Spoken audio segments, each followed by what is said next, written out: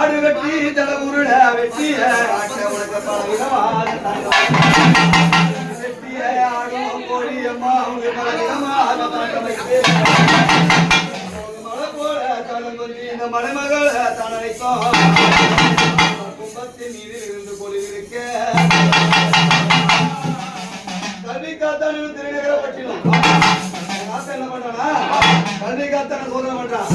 அதே மகனே என் மீது நீ பக்தி கொண்டிருக்கிற உனக்கு எத்தனையோ சோதனை கொடுத்தேன், வேதனை கொடுத்தேன். உனக்கு கடைசியான ஒரு சோதனை தரேன். என் மீது நீ பக்தி கொண்டிருந்தனால உன்னுடைய உடலை கிழித்து உன்னுடைய இரா குடலை பிடிங்கில் மணி மீது வை என்று சொன்னான். சொன்னானா கல்வி காத்தா என்ன பண்ணானா உன் மீது பக்தி நீ என்ன சொன்னாலும் நான் செய்வேன் சொல்லும்போது கல்வி காத்தா என்ன பண்ணா அவனை இரா குடலை பிடுங்கி என் தாய் பாவாடை மீது வைத்தான். வைக்கும்போது அதே மகனே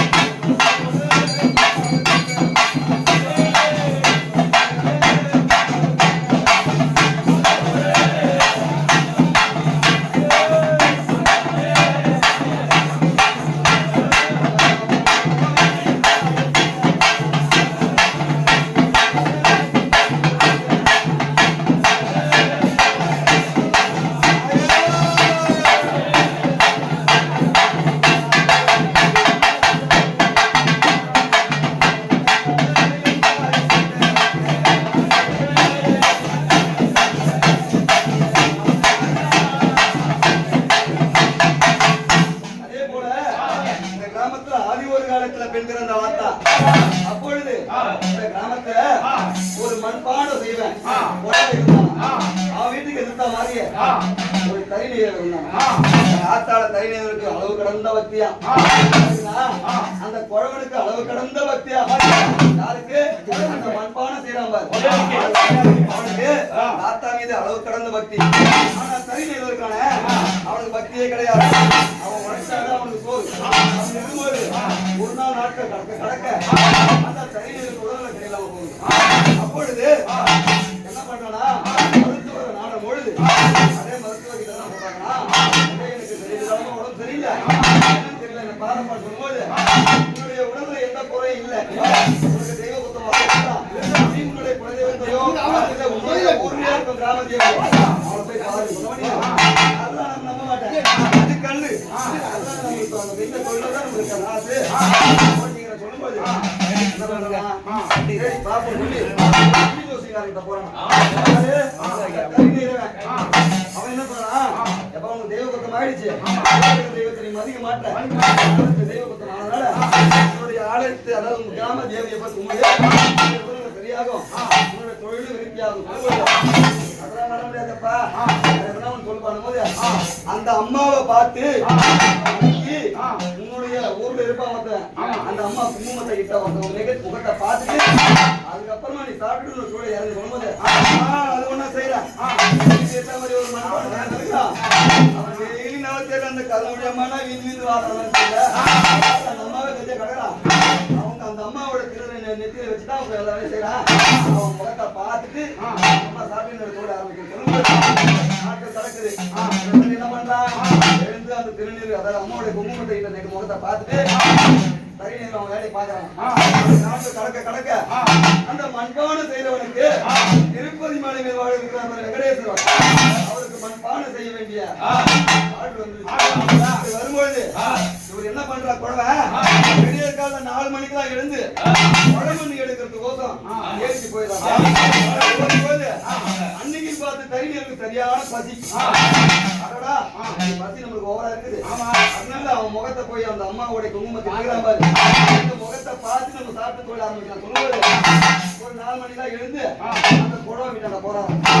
சரி நேருவேன் சாப்பிடும்போது அன்னைக்கு பார்த்து அந்த குழம்பு எடுக்க 4 மணிக்கெல்லாம் அவன் போயிட்டாங்களா, அம்மா கணவர் எங்க நான் முகத்தை பார்க்கணும். அப்பா எனக்கு மிகப்பெரிய ஒரு ஆர்டர் வந்திருக்குது, முன்னாடியே கணவர் எழுந்து குழம்பு எடுக்க போயிட்டாரு, முகத்தை பார்க்கணும், அங்க போய் பார்த்துக்கோ அப்படின்னு சொன்ன உடனே 10 நாள் அங்கேயே பார்த்து சொல்லும் போய் ஓட்ட ஓடி அந்த இவர் என்ன பண்றாரு, இறங்கிடுவேன் குழம்பு எடுக்க சொல்ல குழம்பு எடுக்க சொல்ல அன்னைக்குதான் ஒரு புதல் கிடைக்கும். போன தெரிஞ்சிருவேன் இடைந்து பார்த்துட்டேன் சொல்லுவாங்க. ஆனா அவன் பார்த்துட்டா அந்த புதையில இல்ல ஆத்தாவோட குங்குமத்தை பார்த்துட்டேன் சொல்லிட்டு வந்தாங்க.